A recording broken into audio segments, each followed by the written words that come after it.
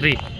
एक statement news में काफ़ी अधिक वायरल हो रहा है, जो कि हमारे माननीय मंत्री इरफान अंसारी के द्वारा दिया गया है कि किसकी औकात है कि हमें रोक लेगा, किसकी औकात है कि इस एग्ज़ाम को, जैसे सीजल के एग्ज़ाम को रोक लेगा। ठीक है, जबकि उन्हें पता होना चाहिए कि लोकतंत्र में जो हमारे नेता बने होते हैं वो वोट से बने होते हैं, युवाओं के समर्थन से बने होते हैं और अपने विधायी क्षेत्र में लोगों के समर्थन से बने होते हैं। और जब वो लोगों के खिलाफ में ही चैलेंज खड़ा करके और बोल रहे हैं कि ये औकात की बात कर रहे हैं लोगों के बीच में, तो इस बीच में एज ए युवा आप इसको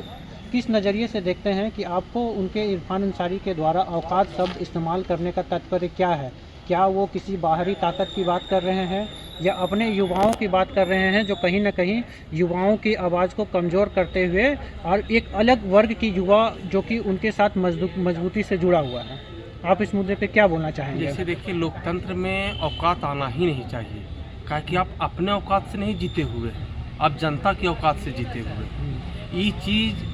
इरफान अंसारी जी को, माननीय मंत्री जी को ध्यान देना चाहिए कि औकात किसका औकात है कि रिजल्ट रोक दे। औकात का बात नहीं कर रहे हैं, फेयर होता तब हम लोग बोलते कि औकात है तो रिजल्ट दे दीजिए। लेकिन जब अनफेयर हुआ है, पेपर लीक हुआ है, ये मुद्दा है, तो इसमें औकात की बात नहीं करना चाहिए, आपको छात्र हित की बात करना चाहिए कि छात्र जब जांच का आदेश दे रहे हैं, छात्र बोल रहे हैं जांच कीजिए, सीबीआई जांच कीजिए, तो उसके बाद आपको ये बोलना चाहिए था, लोकतंत्र में ये बोलना चाहिए कि हम अब सीबीआई जांच करवाएंगे, उसके बाद रिजल्ट देंगे। कहा कि आपका मंत्री बने हुए भी 3 महीना हुआ है, अब 4.5 साल बोल रहे थे कि मंत्री बनाइए, मंत्री बनाइए, तब आपको मंत्री बने। अच्छा, एक और सवाल काफ़ी न्यूज़ में चल रहा है, जो कि अभी वर्तमान में माननीय मुख्यमंत्री के द्वारा कुछ सीएचओ को नियुक्ति दिया गया है, जिसमें मुख्यमंत्री ने ये स्टेटमेंट दिया है कि कोविड के बाद लगभग हमने कोई भी महीना ऐसा ना हो जिसमें नियुक्ति ना दिया हो। तो उन्होंने एक युवाओं को काफ़ी हाईलाइट करके इस मुद्दा को दिखाने का प्रयास किया है, लेकिन जब कुछ न्यूज़ चैनल्स और भी लोगों ने जब उन विद्यार्थियों से सवाल किया कि आप कहाँ से हैं और आपकी इस एग्ज़ाम में किस तरीके से सफलता हासिल हुई, तो उस मुद्दे पे जो मैक्सिमम विद्यार्थी थे वो राजस्थान के थे, लगभग 150 की संख्या में सारे विद्यार्थी थे, जैसा कि उन्होंने संख्या बताया। तो उस बीच में एक सवाल ये भी उनसे पूछा गया कि आप यहाँ पे कैसे सफल हुए, तो उन्होंने बताया कि हम इस एग्ज़ाम के लिए समर्थ थे।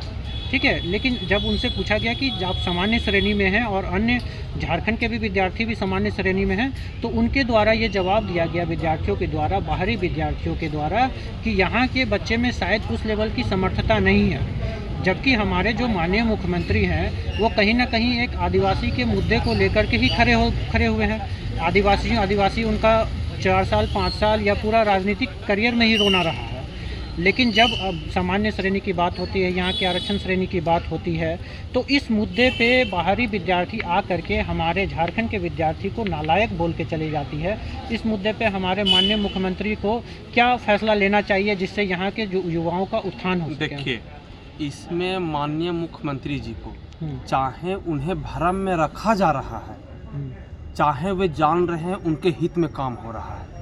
मैंने उनके आदेश पर काम हो रहा है। आप मानिए कि हम लोग जानते थे, हम लोग का लोकल, जैसे कि झारखंड का लोकल सटा हुआ राज्य में यूपी बिहार यहाँ तक आता था। आप समझ जाइए राजस्थान से जब आदमी आके यहाँ पे ले रहा है और हम लोग स्थानीयता का सरकार बनाएं, स्थानीय पार्टी का सरकार बनाएं और आप स्थानीय मुद्दा पर आएँ, उसके बाद भी आपका जो है स्थानीय में, अरे हम लोग सुनते थे कि बिहार का लड़का का हुआ, यूपी का हुआ, तो हम लोग समझ में आते थे कि लोकल आदमी यहाँ आया है, 2000 ईस्वी में राज्य बना है, तो हो सकता है कुछ लड़का बने, कुछ विद्यार्थी यहाँ होंगे या किन्हीं का माता पिता यहाँ पे जॉब कर रहे होंगे तो होंगे। लेकिन आप इससे साफ पता चलता है